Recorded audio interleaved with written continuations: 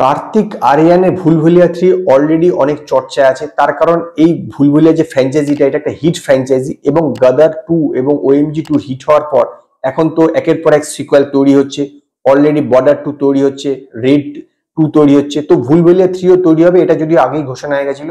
এবং ভুলভুলিয়া 3 শুটিং শুরু হবে আপনার মার্চ মাস থেকে এবং রিলিজ করবে হচ্ছে এই বছরের দিওয়ালিতে। এতে কার্তিক আরিয়ান সেকেন্ড পার্টের মতন কার্তিক আরিয়ান এই পার্টে আছে, কিন্তু এর যে হিরোইন কি হবে সেই ব্যাপারে অনেক স্পেকুলেশন ছিল, অনেক রকম আপনার গুজব ছড়িয়েছিল।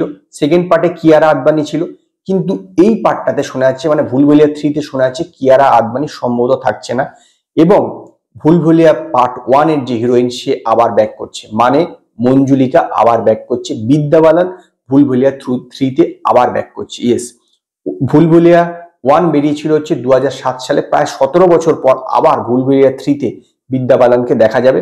তবে মঞ্জুলিকার চরিত্রে নাকি মঞ্জুলিকার কোনো যমজ চরিত্র বা মঞ্জুলিকার মতন অন্য একটি চরিত্রে সে করবে সেটা জানা যায়নি, কিন্তু তার চরিত্রটা বাঙালি এবং তাকে প্রচুর বাংলা বলতে হবে। এবং এর শুটিং কলকাতা এবং তার পার্শ্ববর্তী এলাকাতে হবে। মার্চ মাস থেকে এর শুটিং শুরু হওয়ার কথা।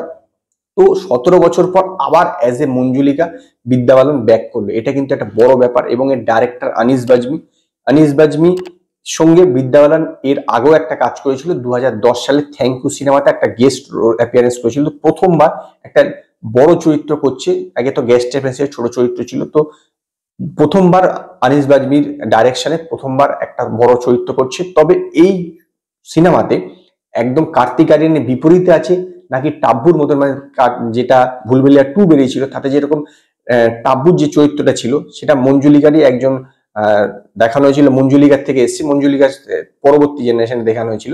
তো সেইখানে কিন্তু তার মতন চরিত্র করছে কিনা, মানে কার্তিক আরিয়ানের বিপরীতে নাকি টাব্বুর মতন চরিত্রটা সে করবে সেই ব্যাপারে এখনো কিছু জানা যায়নি।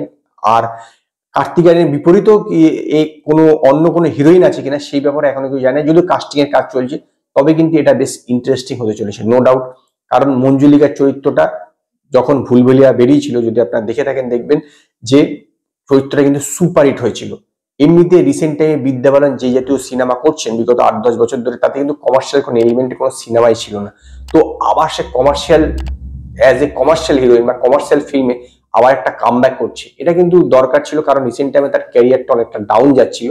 তো এই সিনেমাটা যদি আবার সুপারহিট হয় তাহলে কিন্তু তার ক্যারিয়ারটা আবার ব্যাক করতে পারে। এমনিতে ভুলভুলিয়া একটা hit franchise, Bhulbhulaiya part 1টা superhit হয়েছিল, তাতে অক্ষয় কুমার এবং বিদ্যা বালান ছিল। ভুলভুলিয়া 2টাও আপনার 244 কোটি টাকার মতন ইন্ডিয়াতে নেট কামিয়েছিল, তাতে কার্তিক আরিয়ান এবং কিয়ারা আদবানি এবং টাব্বু ছিল।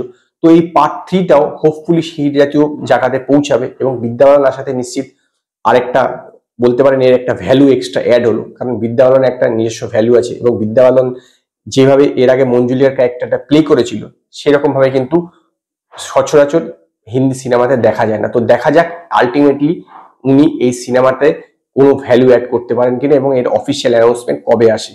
তো আজকে এই পর্যন্তই। যদি আপনাদের এই ভিডিও পছন্দ হয় তো লাইক করুন, কমেন্ট করুন, শেয়ার করুন, আর নতুন আপডেটের জন্য আমার চ্যানেলকে সাবস্ক্রাইব করুন।